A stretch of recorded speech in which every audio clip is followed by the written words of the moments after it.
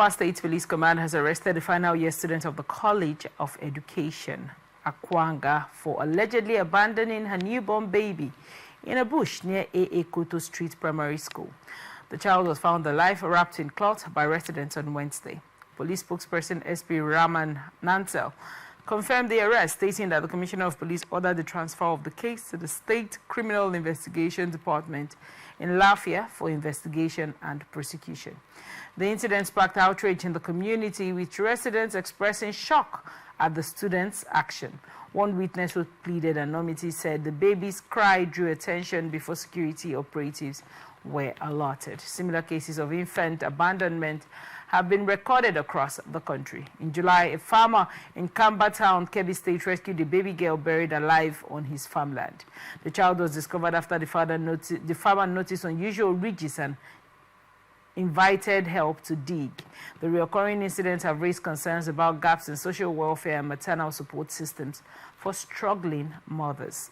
Advocates argue that lack of accessible care and protection often pushes desperate parents to extreme measures.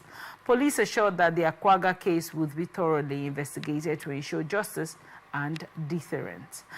You know, just from where we left the story, the case of the abortion, and we are now here with this. Now, I want to ask you, based on your last thoughts, you know, where you left your thoughts during the last discussion as regards abortion being 50-50, do you think that if abortion were legalized, we would not have cases like this being reported as regards people can now go openly and access, you know, the treatment they need? Because this lady clearly does not want this child. Let's talk about it. What are your thoughts on this report? Yeah. And, like I said, the issue of abortion is quite lengthy and because everybody has different opinions. But if we look at it objectively and realistically, I feel like it's supposed to be the choice of the said, child bearer, right? In this case, because bringing a child into the world is more than just giving birth to the child. It's literally a new phase, which is not easy in most cases. Lots of things are involved: financial, emotional, psychological things involved. Let's say assuming this person just helps the kid now, right, and along the line, she becomes emotionally, unstable, right, and probably does not attend to this kid in the right way. All of us in the society will still, in the long run, point at such a person, like, oh, how would you not take care of your kid and all of that. So it's just, I just feel like it's such a long streak of never ending issues. Because now, if you abort, it's a crime. Right. Now, if you give birth to the kid and I'm not saying it's a good thing, and you dump the kid, it's also a crime. So it's almost like you must just live with it. And personally, I feel like it shouldn't be. Now, if you look at more developed societies, right, there are policies that have been put in place to ensure that things like this are managed easily. For example, I think in Canada, in the US, your kid has literally free education for like his or her whole period.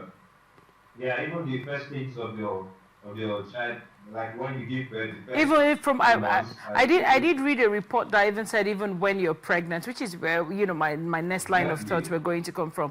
How care is provided, whether you have help, you do not have help, you're alone there, you have family or you don't have family. You can seek for aid where you, as a parent, a woman is being watched over by the government, and she has this baby, and even when she has the baby, care is still being provided for her and the kid. And then you talked about the free education they get to receive. Do you think all of that, if implemented here, and before let's talk about it, you think if that is implemented here, that will stop? But on this particular case, now let's tilt it towards the other angle, where I decide that I want to have a baby, or I'm pregnant for a baby that I do not quite want.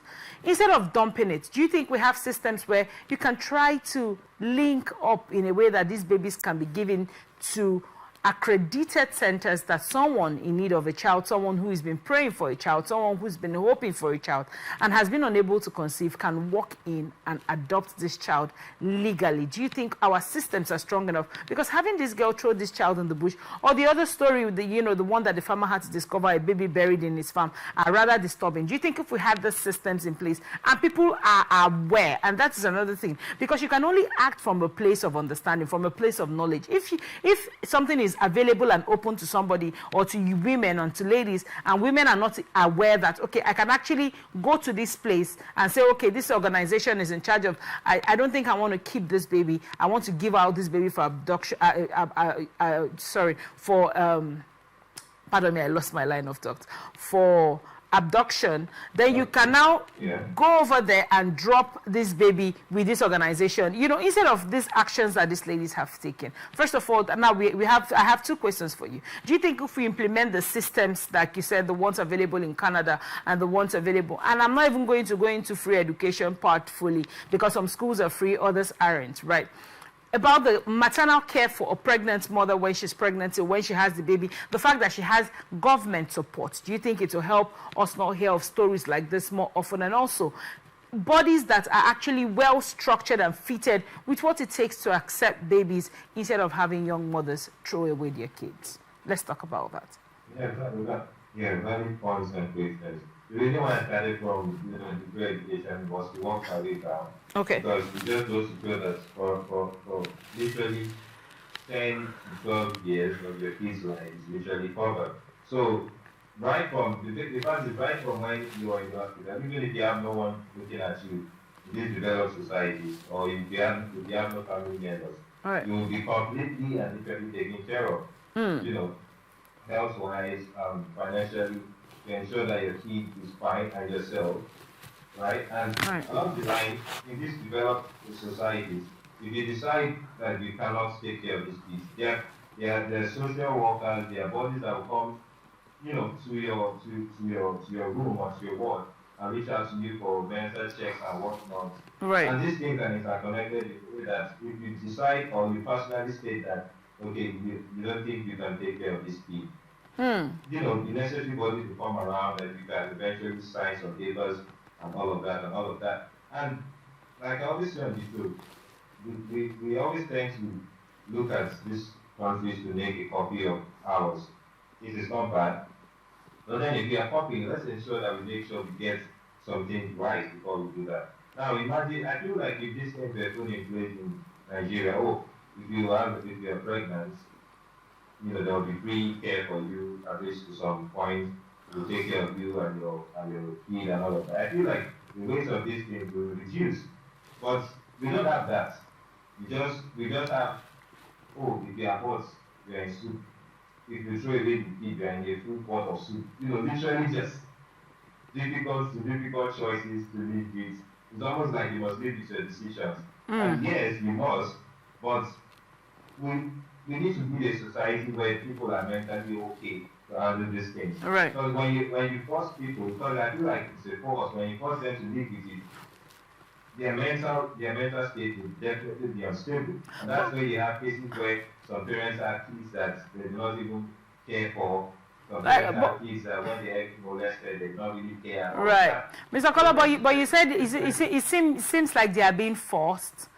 I mean, there are lots of, when you say forced, coitus is a bit consensual, except it's happening with a minor and except someone is forced. And the government has created, avenues where if a young lady is raped, she can go over there and get some form of treatment so she would not, get pregnant. And like I said previously, people are only open to as much information as they've been able to gather. Now, even though these organizations and these bodies are there, many people are not, some people, especially people in rural communities, might not have access to those facilities to go over there in real time to get the care that they need. Now, I'm talking about people that were, sexually assaulted, as it were. Now, for the other set of people, coitus doesn't, the action of coitus is not something that you fall into. It's something that you go into. Now, I haven't gone into the action of coitus, as it were. there are several mechanisms. For example, we have the family planning mechanism where someone can say, I want to do the family planning so that I don't get, pregnant. We also have the other mechanism of the use of, which is also a contraceptive method for the use of condoms and or what have you. Now, it's not necessarily an accident if you look at it that way, don't you think? And it's not necessarily like people are being forced. Now, coitus has been had, someone has become pregnant, and now they've decided that, okay, over time, maybe they thought about how they want to cope with it. But pregnancy, a child doesn't just come in 2 weeks. It's a whole full 9 months. That is, a year is 12 months. So we're talking about 9 full months. Having gone through the rigor of, incubating a human being in your body, all of the stress that come with it, the idea of wanting to wrap it up in a paper or wrap it up in a cloth and throw it away, the idea of wanting to bury it in someone's farm. I mean, that doesn't appear to me like people that had zero choices or the circumstance just fell upon them. Don't you think so? Definitely, I do not think so. I mean, first, I want to explicitly state, I'm not saying abortion is right. Right. I don't think it's right. Per se. But what I'm saying is, these things can happen. There are situations whereby, condoms are not 100% true. Right. You know that. Right. Some contraceptives, some people might mix up the timing and use it a split second late. Right. And it still comes up. Family planning, very higher percentage. But let's say a particular group of people do not have family planning, but they say, oh, we are going to use condoms. Or take contraceptives, and maybe this particular group of people are not highly literate, like you have stated. Now, along the line, they try to use condoms, and she probably didn't know she was pregnant, and eventually she is. Now you're scared of abortion because Nigeria says it's a crime. All right. You say, oh, let me just keep this kid because nobody will abort it for me. Assuming the healthcare system that gridlocked, and then you give birth to this kid, you do not have. I'm just painting a picture, right? Right. Maybe the man involved is no longer around. You have nobody to help you out with all these things. You'll be left no choice but to resort to these other options. And it's a sad thing. So I just feel, we're talking about making systems where people can have choices. That's just where the part of choices. That's where my emotion is being pushed towards. Right. I mean, I don't think I know there are few, maybe 1 point something%, but I feel like there's no parents that will be happy about things like this. Sometimes the situations that make people to resort to things like this. Agree. Maybe the man is not available. Maybe he was. I mean, you do know there are some rape cases that people do not even come out to say, oh, I was raped. Absolutely. Because of the stigma. Right. So along the line, that could have never been a safe sexual coital relationship, right? But along the line, you have to just live with it because you don't want people, looking at you or hearing your story and all of that. So these are the things we talk about. We do not have many measures in place. Already, the rape, the bodies that are supposed to, checkmate things like rape, mental health, both post-situational and both pre-situational and post-situational are not on ground. So you need people with no choices. That's why I said earlier, I don't know if permit me to use that word, which I used first, but I couldn't think of any other word. Because when you are found in this situation, you are made to literally actually live with it. Otherwise, you'll be criminally charged, right? Right. So that's why I said first, right? I mean, there are situations where people have choices. You could have, if you're learned, you know about all these measures you could have taken. Right. But say you are not. Say you were raped and nobody knew about it, but you were raped and it's okay. These are realities for those people. So what else do they? What else are they left with? What choices do they have? Do they keep kids? And you and I could both agree that someone who was sadly maybe raped and took him would probably not mentally be okay.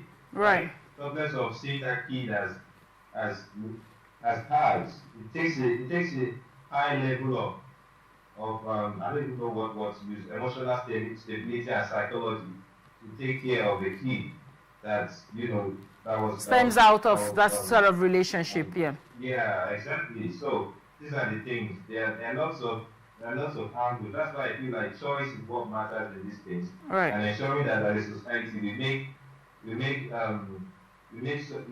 measures and bodies to checkmate these things and make choices easy for people to have. So that people can come and do our great. Oh, we'll follow up on you. We'll take care of these things. Do you want to keep the kid, or do you want to, give people choices so they can easily, live their lives. Yeah.